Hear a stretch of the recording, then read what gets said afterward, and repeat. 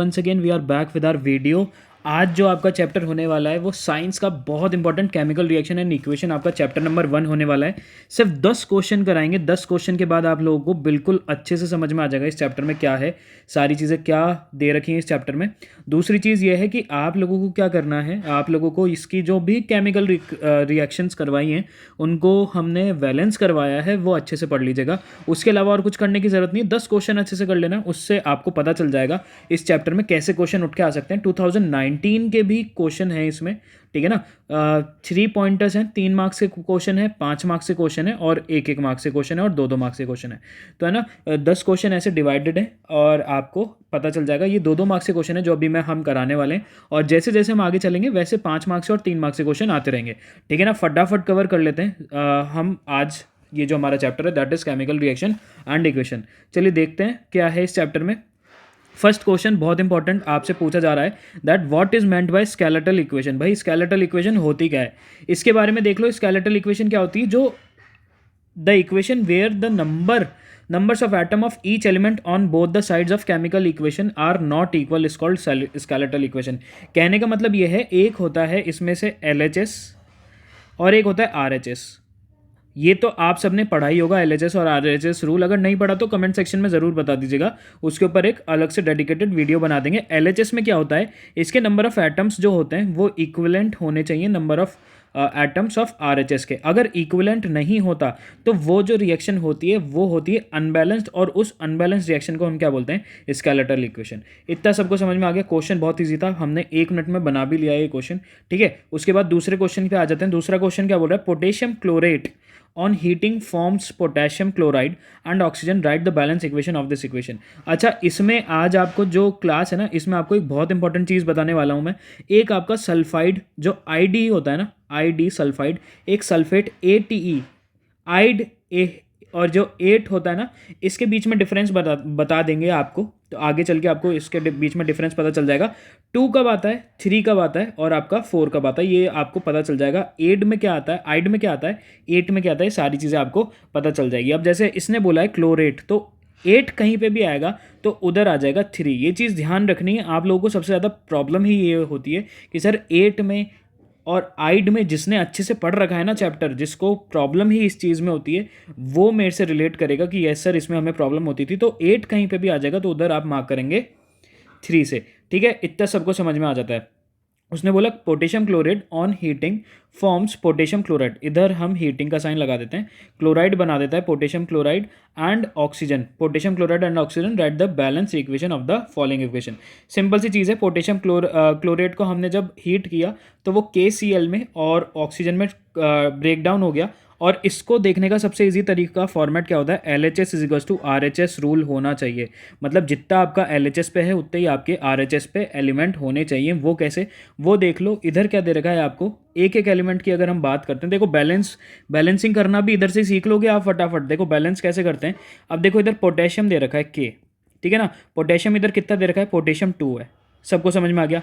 Cl इधर कितना है, Cl इधर Cl भी 2 है, इतना सबको समझ में आ गया। देखो पोटेशियम के आगे 2 लगा हुआ है तो पोटेशियम इधर 2 है। क्लोरीन जो है Cl वो भी 2 है, क्योंकि उस पूरे के आगे 2 लगा हुआ है तो उसकी भी जो नंबर हो गया उसका क्या हो गया, मॉलिक्यूल का, इस पूरे मॉलिक्यूल का नंबर आगे 2 लगा हुआ है तो इसके अब भी नंबर हो गया 2। तो मतलब क्लोरीन भी कितना दे रखा है, 2 दे रखा है। अब अगर मैं ऑक्सीजन की बात करूँ तो ऑक्सीजन इधर 3 दे रखा है। कहने का मतलब ये है कि ऑक्सीजन का जो एटम है, एटम जो ऑक्सीजन का है दैट इज 3, और इधर 2 दे रखा है तो 2 × 3 दैट इज 6 हो जाएगा। तो मतलब ऑक्सीजन इधर है 6, K इधर है 2 और Cl इधर है 2। अब ये जो हमने इक्वेशन बनाई है ना LHS पे, ये इतना ही आपके सारी चीज़ें RHS पे होनी चाहिए। देख लेते हैं कैसे। देखो इधर K कितना है, 2, ठीक है ना। K आपका हो गया 2, ये हमको समझ में आ गया। इधर 2 था, इधर 2 था, तो मतलब K हो गया है बैलेंस, एक चीज़ बैलेंस हो गई है। क्लोरीन कितना है, क्लोरीन का इधर एटम कुछ भी नहीं दे रखा, हम इधर जाएंगे 2 दे रखा है, पूरे मॉलिक्यूल के आगे 2 दे रखा है, तो कितना हो गया क्लोरीन, क्लोरीन भी हो गया आपका 2। समझ में आ गया। अब ऑक्सीजन इधर कितना था, देखो फटाफट देखो, ऑक्सीजन आपका दे रखा था 6, ठीक है, मल्टीप्लाई करके। एटम 3 था और इसके आगे 2 लगा होता, तो 2 इंटू 3 मल्टीप्लाई हो जाते हैं, इससे ये मल्टीप्लाई हो जाता है। तो ये ऑक्सीजन कितना हो गया 6, तो इधर कितना हो गया ऑक्सीजन 3 इधर दे रखा था, 2 इधर दे रखा था, तो ऑक्सीजन हो गया है 6 आपका। समझ में आ गया? इस तरीके से वैलेंसिंग होती है LHS और RHS रूल से। अगर वैलेंसी आपको बैलेंसिंग सीखनी है तो कमेंट सेक्शन में एक बार ज़रूर बता दीजिएगा, बेसिक्स से बताएंगे बैलेंसिंग के बारे में, उसके ऊपर एक अलग से डेडिकेटेड वीडियो आ जाएगी। ठीक है, 2 क्वेश्चन कर लिए हमने फटाफट, 2 मिनट में 2 क्वेश्चन हो गए, बहुत अच्छे पेज पे चल रहे हैं। आगे चलते हैं नेक्स्ट क्वेश्चन पे। देखो क्वेश्चन नंबर 3 क्या बोल रहा है, what do you observe when magnesium ribbon is burned. भाई ये थ्योरी के क्वेश्चन बहुत इंपॉर्टेंट होते हैं और बहुत आते हैं ये क्वेश्चन। इनने बोला है कि भाई आप क्या देखोगे अगर मैग्नीशियम रिबन को हमने बर्न कर दिया, तो इस समय क्या होता है, जब मैग्नीशियम रिबन को हम बर्न करते हैं ना, तो मैग्नीशियम जो रिबन होता है वो फॉर्म कर देता है वाइट पाउडर लाइक सब्सटेंसेस में। ठीक है ना, उसको वो क्या करता है कि एक पाउडर्ड सब्सटेंस होता है वाइट पाउडर्ड सब्सटेंसेस में, वो जब हम उसको रिबन को जला देते हैं तो वाइट पाउडर्ड सब्सटेंस में वो ब्रेक डाउन हो जाता है और वो वाइट पाउडर सब्सटेंस दिखने लग जाता है। ये हमको आंसर बहुत इंपॉर्टेंट है और ये क्वेश्चन पूछा जाता है, ये आपसे 2018 और 2019 का क्वेश्चन आया हुआ है, इसलिए हम आपको करा रहे हैं। अच्छा, जो आपका पैटर्न चेंज हो गया है उसके अकॉर्डिंग नहीं है, बिल्कुल रिवाइज्ड कोर्स है, जो आपका कभी भी चेंज नहीं हुआ है वो वाला कोर्स है। तो ये क्वेश्चन आपका ज़रूर से आ सकता है, ये क्वेश्चन आप लोग ज़रूर से करके जाएंगे। ठीक है, नेक्स्ट क्वेश्चन की तरफ चलते हैं। नेक्स्ट क्वेश्चन बोला है, वाई इज हाइड्रोजन पर oxide kept in coloured bottle. इसने ऐसे बोला है हाइड्रोजन ऑक्साइड भाई हाइड्रोजन पर ऑक्साइड कलर्ड बॉटल में क्यों रखा जाता है। ये क्या होता है कि भाई अगर इसको हम कलर्ड बॉटल में नहीं रखेंगे तो लाइट आएगी और उससे क्या हो जाएगा कि वो डिकम्पोज हो जाएगा और वाटर और ऑक्सीजन में निकल जाएगा, ब्रेक डाउन हो जाएगा। कौन? Hydrogen peroxide.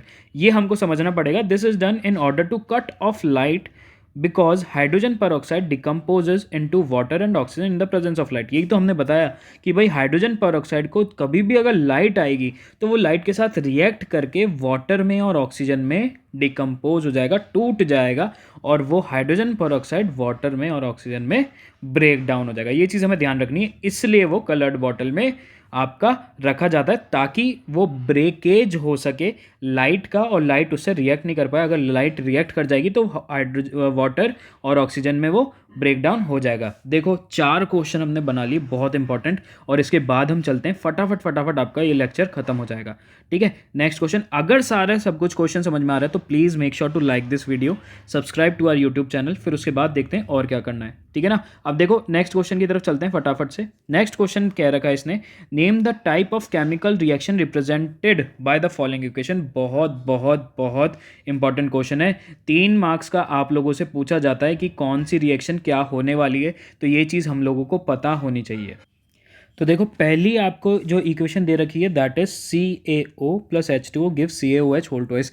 बहुत इंपॉर्टेंट है, इसमें आपको पता करना है कि कौन सी टाइप की रिएक्शन हो रही है, और ये चीज़ क्वेश्चन आपसे ज़रूर पूछा जा सकता है। ये 3 मार्क्स का क्वेश्चन है, 1 मार्क्स ईच।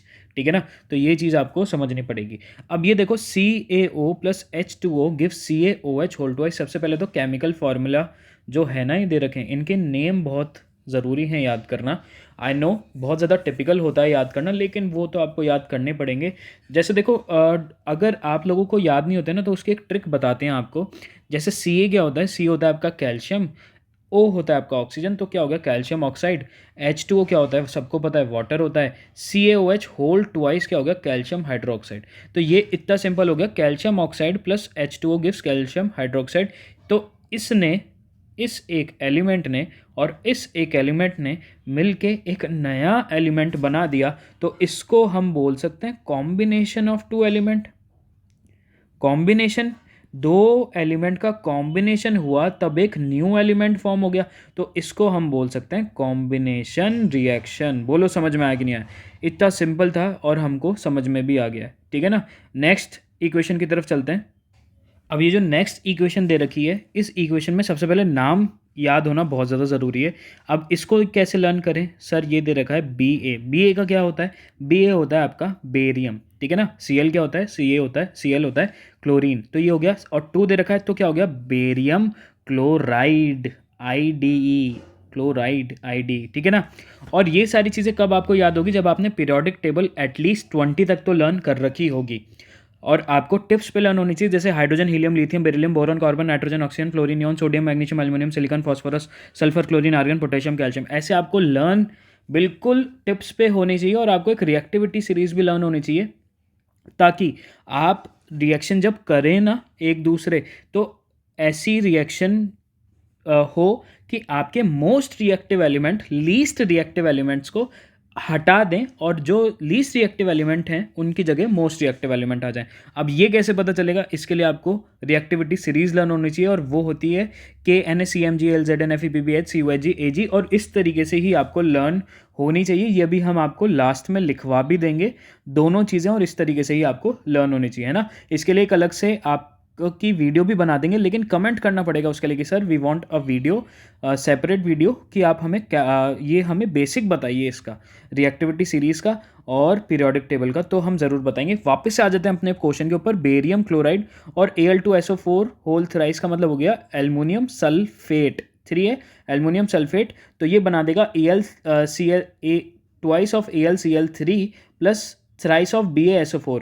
अब ये जो रिएक्टेंट अभी आप लोगों को लग रहा होगा कि सर ये 2 कैसे आ गया, 3 कैसे आ गया, अभी वैलेंस करवाएंगे हम, उसके लिए भी हमने अलग से क्वेश्चन छाट रखे हैं, और वो आपको आगे समझ में आ जाएंगे। अभी हम देख लेते हैं कि इस रिएक्शन में हुआ क्या है, और वो हम देख लेते हैं। पहले का आंसर आप लोग मार्क कर लेना, दैट इज कॉम्बिनेशन रिएक्शन, ठीक है ना। इसको हम एक बार इरेज कर देते हैं, और इसको हम एक बार वापस से लिख देते हैं कि फर्स्ट का आंसर इज कॉम्बिनेशन रिएक्शन, क्योंकि क्या हो रहा है, दो एलिमेंट कंबाइन हो रहे हैं, तो न्यू एलिमेंट बना रहे हैं, तो that is called combination reaction. समझ में आ गया सबको। सेकंड इक्वेशन की हम बात करेंगे, तो सेकंड क्या हो गया, देखो ध्यान से देखोगे ना, तो BaCl2 Al2SO4, तो इधर क्या हो गया, Ba के साथ क्या था, बेरियम के साथ क्लोरीन था, है ना, और एल्युमिनियम के साथ सल्फाइड था, तो इसके साथ इसने क्या कर दिया, BaSO4, मतलब ये जो Ba था ये किसके साथ रिएक्ट कर गया, किसके साथ रिप्लेस हो गया, Ba हो गया SO4 के साथ, और Cl हो गया Al के साथ। Cl देखो Al के साथ आ गया, और Ba हो गया सल्फाइड के साथ। तो अब इसमें हुआ क्या है, इन दोनों ने एक दूसरे की जगह चेंज कर ली है, तो मतलब जगह चेंज करने का मतलब है एक दूसरे को जगह से हटा दिया है, तो दैट मीन्स डिस्प्लेस कर दिया है, ठीक है, डिस्प्लेस कर दिया है। अब दोनों ने डिस्प्लेस किया, अगर एक डिस्प्लेस करता तो that is called your displacement reaction, लेकिन दोनों एलिमेंट ने एक दूसरे को डिस्प्लेस किया है, तो that means double displacement reaction. Very good, अगर आता था तो वेरी गुड, और अगर नहीं आता तो आज कुछ नया सीखने को मिल गया। दैट इज डबल डिस्प्लेसमेंट कैसे होता है, दोनों अगर एलिमेंट एक दूसरे को डिस्प्लेस कर देते हैं। समझ में आ गया, ठीक है, डबल डिस्प्लेसमेंट रिएक्शन, ठीक है। उसके बाद थर्ड की बात कर लेते हैं। थर्ड क्या है, FeSO4 gives Fe2O3 plus SO2 plus SO3। अब इसने क्या बोला है कि जो आपकी FeSO4 है, अच्छा एक इसमें क्या होता है कि आपको एक और छोटी सी हिंट भी दे देते हैं रिएक्शन लर्न करने की। कभी भी हीट कहीं पे भी लिखा हुआ आ रहा है ना, हीट का मतलब होता है कि भाई आपको उस रिएक्शन में टेम्परेचर आपका जो है वो गर्म कर दिया है उस रिएक्शन में, और ज़्यादातर क्या होता है रिएक्शंस में वो डिकम्पोज हो जाती हैं, ठीक है ना, ये चीज़ ध्यान रखना। और दूसरी चीज़ क्या है, हीट दैट इज़ थर्मल, ठीक है ना, तो इसको हम बोल सकते हैं थर्मल रिएक्शन हो रही है, क्योंकि इसमें हीट प्रेजेंट है। ध्यान से समझना, इसमें हीट हम दे रहे हैं, तो अगर हीट हम दे रहे हैं तो दैट इज़ अ थर्मल से रिलेटेड, है ना। और ये क्या हो रहा है, FeSO4 था, ये टूट गया किस में, Fe2O3 में, SO2 में और SO3 में, तो टूट गया, तो मतलब डिकम्पोजिशन तो हो ही रही है, एलिमेंट का डिकम्पोजिशन तो ही हो ही रहा है, लेकिन हीट के साथ हो रहा है।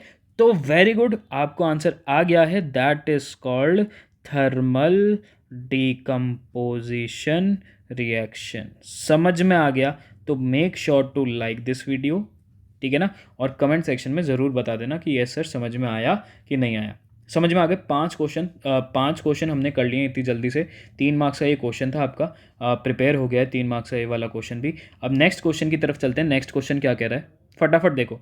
अब ये क्वेश्चन कह रहा है आपसे, तो इस क्वेश्चन में बोला है 2 gram of silver chloride is taken in China dish and the China dish is placed in sunlight.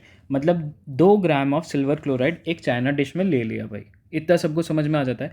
और वो जो चाइना डिश है ना, उसको सनलाइट के सामने, बिल्कुल सनलाइट के सामने रख दिया, बिल्कुल जैसे डायरेक्ट सनलाइट का कांटेक्ट होता रहे उससे फॉर सम टाइम, थोड़ी देर तक के लिए।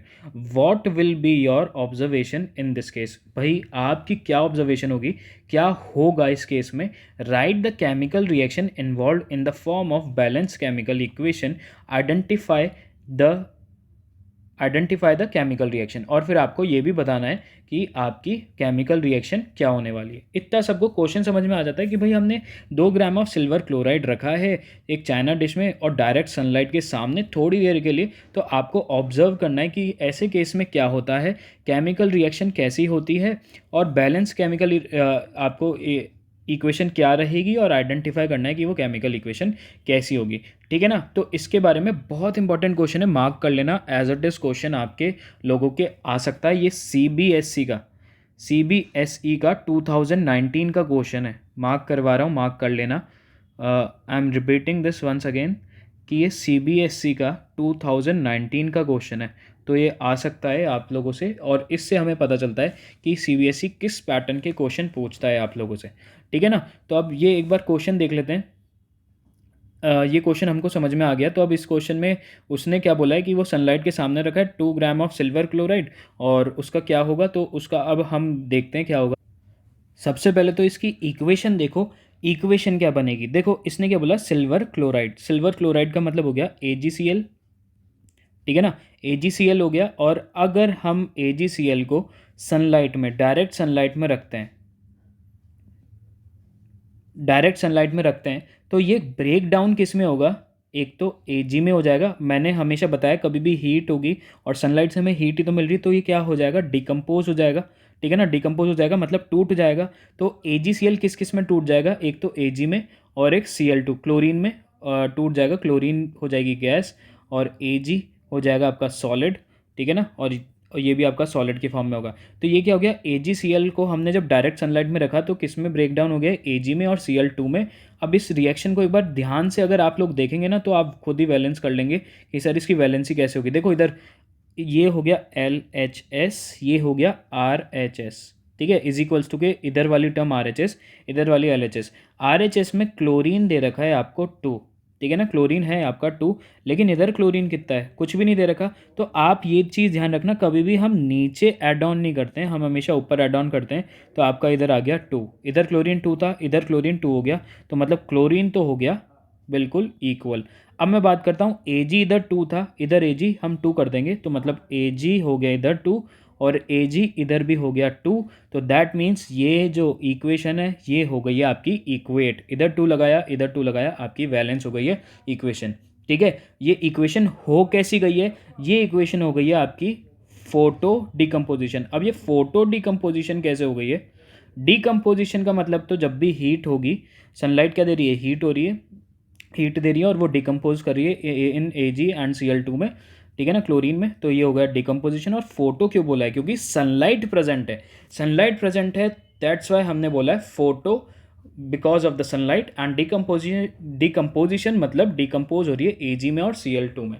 इतना सबको समझ में आ जाता है, वेल एंड गुड है। अब हम एक बार ये भी देख लेते हैं कि अगर ये सनलाइट में रखेंगे तो क्या होगा, इसका स्टेटमेंट ज़रूर लिख लीजिएगा। इसमें क्या होगा, इसमें जो आपका वाइट सिल्वर होगा ना क्लोराइड, वो ग्रेइश फॉर्म में कन्वर्ट हो जाएगा। ठीक है ना, वाइट सिल्वर क्लोराइड वो किस में कन्वर्ट हो जाएगा, वो ग्रे हो जाएगा इन द प्रेजेंस ऑफ सनलाइट में। ठीक है ना, सनलाइट में वो ग्रे हो जाएगा। ये स्टेटमेंट है किसका, ये इसने पूछा है ना ऑब्जर्वेशन क्या होगा, तो ऑब्जर्वेशन ये होगा, जो वाइट सिल्वर क्लोराइड होगा वो सनलाइट के प्रेजेंस में ग्रे हो जाएगा। ठीक है, अब ऐसा क्यों होगा, क्योंकि सिल्वर क्लोराइड जो है वो डिकम्पोज हो जाएगा सिल्वर में और क्लोरीन गैस में। ये जो हमने इक्वेशन से पढ़ा है ये ही है पूरा स्टेटमेंट, कि जो वाइट सिल्वर होगा वो ग्रे हो जाएगा। क्यों हो जाएगा, क्योंकि जो AgCl है, ये पूरा स्टेटमेंट आपको लिखना है ना, जो आपको समझ में आ गया, जो AgCl है वो डिकम्पोज हो गया Ag में और क्लोरीन गैस निकल गई है। तो ये इसमें डिकम्पोज हो गया, अगर डिकम्पोज मतलब टूट गया है तो जो वाइट सिल्वर था वो ग्रे कलर में कन्वर्ट हो गया। खत्म हो गया क्वेश्चन। 6th क्वेश्चन भी आपका जो 2009-19 में पूछा गया था, आपने ये भी बहुत इजीली कर लिया और आपको ये वाला बैलेंस करना भी बहुत इजीली आ गया। बस इसमें ये चीज़ ध्यान रखना, कभी भी ये जो नीचे लिखे हुए होते हैं that these are denoted as atoms, और इनको कभी भी आप लोग ऐड ऑन नहीं कर सकते। हम हमेशा आगे ही ऐड ऑन करते हैं, नीचे कभी भी ऐड ऑन नहीं कर सकते। ये चीज़, ये रूल याद रखना आप लोग, ठीक है। समझ में आ गया सबको? Very good. नेक्स्ट क्वेश्चन की तरफ चलते हैं। नेक्स्ट क्वेश्चन में इसने पूछा है आप लोगों से, क्वेश्चन नंबर 7 है। देखो फर्स्ट है आपका, इसमें जो बोला है that is phosphorus burns in oxygen to give phosphorus pentoxide.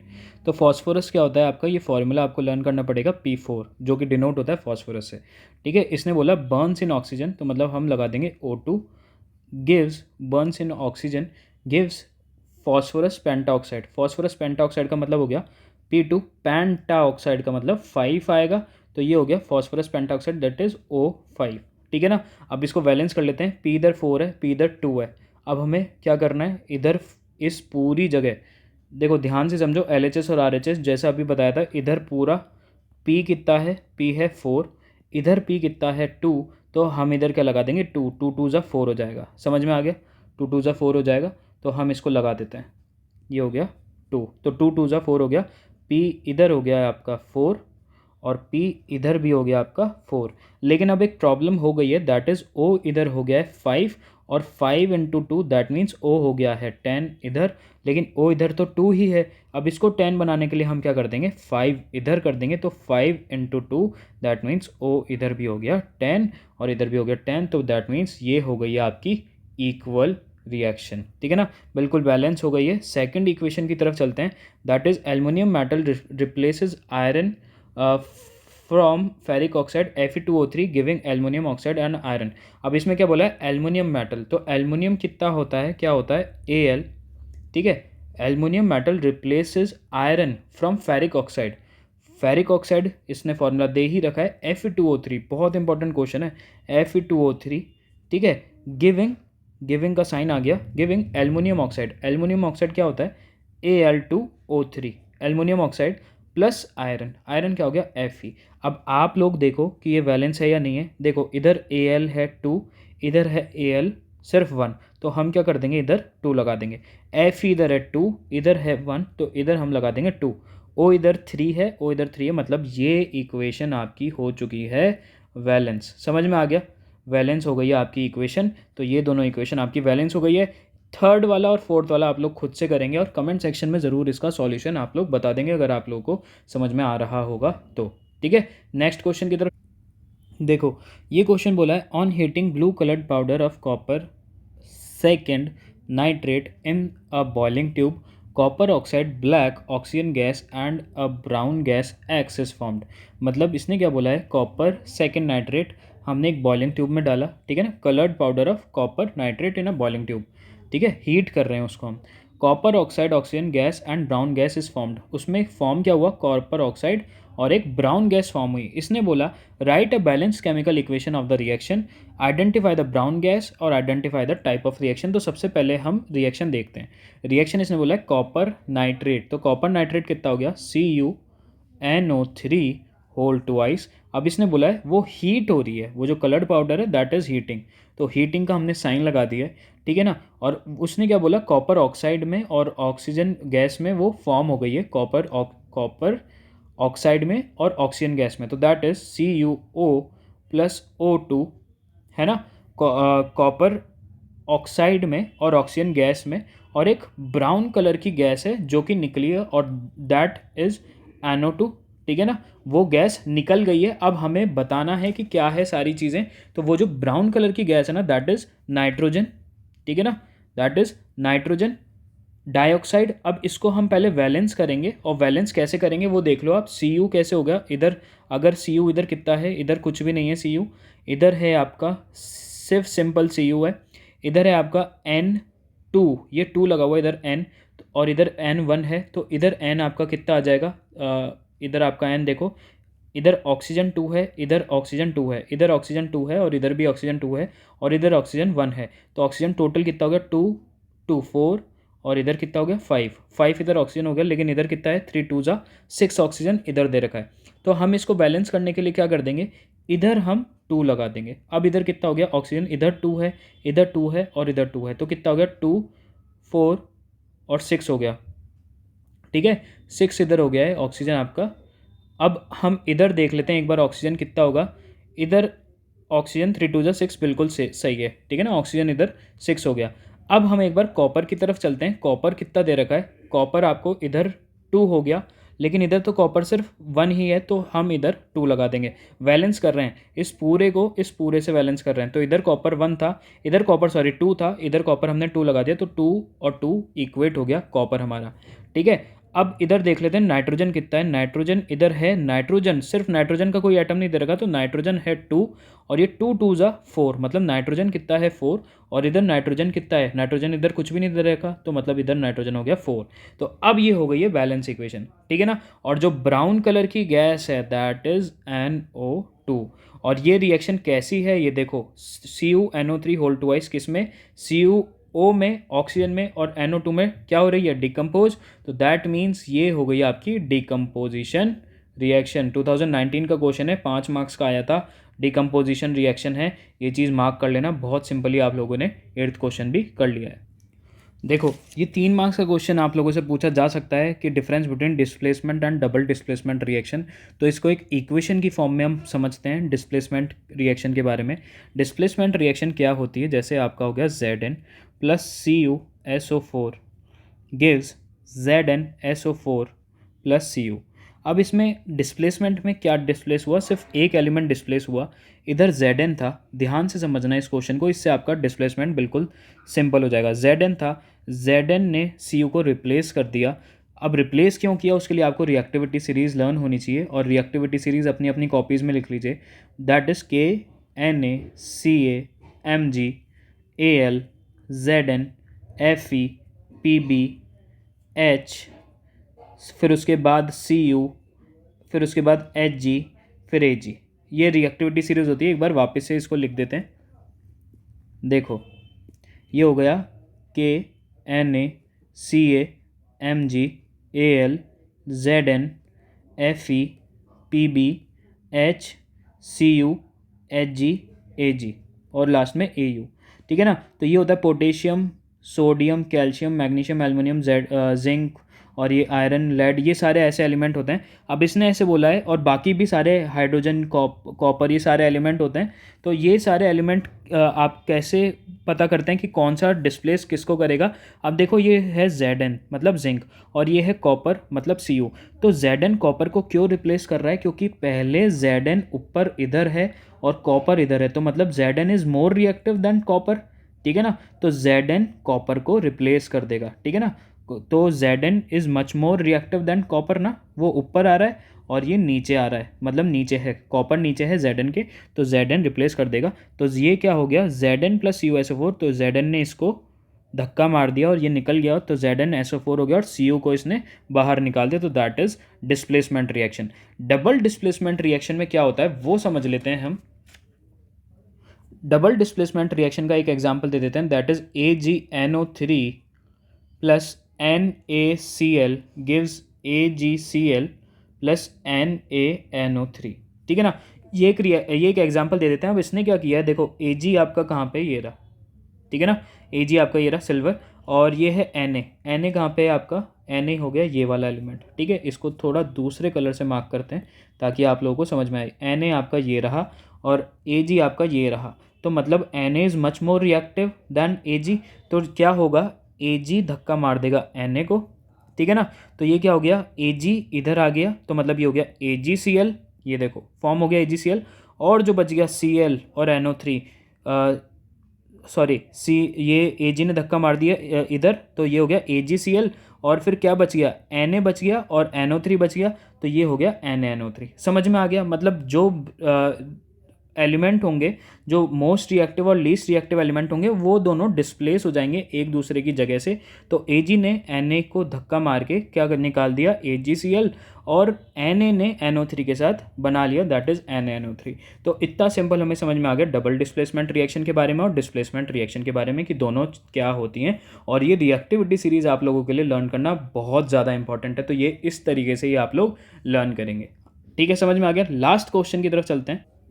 Last question से पहले हम बता दें, कुनार्क हमारा यूट्यूब चैनल है। अगर आपको लगता है कि आपने कुछ अच्छा समझा, कुछ अच्छा सीखा, तो you can subscribe to our YouTube channel और प्रेस दैट बेल आइकन, और ऑल पे नोटिफिकेशन को आप ऑन कर सकते हैं ताकि आप कभी भी कोई भी अपडेट मिस ना करें, है ना। तो आप उसको कर सकते हैं। अब चलते हैं लास्ट क्वेश्चन की तरफ। अब देखो, ऑक्सीडाइजेशन रिएक्शन और रिडक्शन रिएक्शन का भी आपको डिफरेंस पूछा जा सकता है। 3 मार्क्स का क्वेश्चन आ सकता है। सबसे पहले एक सिंपल सी चीज़ समझते हैं, ऑक्सीडाइजेशन में क्या होता है। इसमें होता है इन्वॉल्व्स गेन ऑफ ऑक्सीजन, मतलब इसमें गेन ऑफ O2, और इसमें क्या होता है, लॉस ऑफ O2। ठीक है, इसमें गेन ऑफ O2 होता है, इसमें लॉस ऑफ O2 होता है। तो ऑक्सीडाइजेशन में हम एक रिएक्शन की मदद से समझते हैं। ये हो गया आपका Mg plus O2 gives MgO।